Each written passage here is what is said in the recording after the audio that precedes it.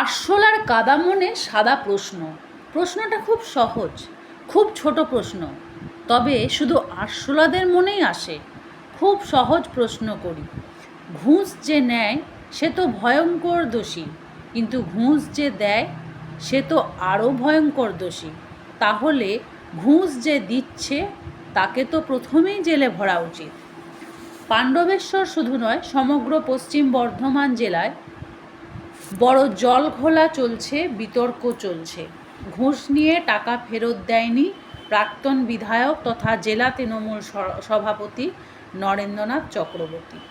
অভিযোগ জমা পড়েছে। 15 জন যুবক যাদের জমি গিয়েছিল তাদের চাকরির জন্য 2 লক্ষ টাকা করে ঘুষ নিয়েছেন। অভিযোগ টাকা ফেরত দেয়নি, চাকরিও হয়নি। অভিযোগ জমা হয়েছে প্রাক্তন তৃণমূলীর দ্বারায়।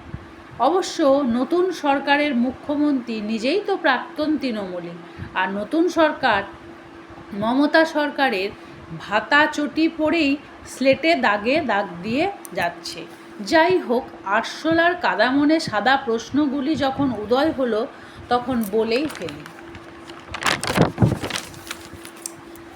প্রাক্তন বিধায়ক নরেন্দ্রনাথ যখন ঘুষ চেয়েছিল তখন অভিযোগকারী থানায় বা আদালতে যাননি কেন?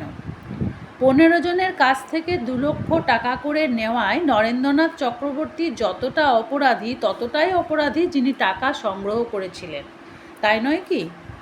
আরশোলার কাদা মনে সাদা প্রশ্ন, তবে কি কাটমানি কিংবা কমিশনের হিসাব ছিল?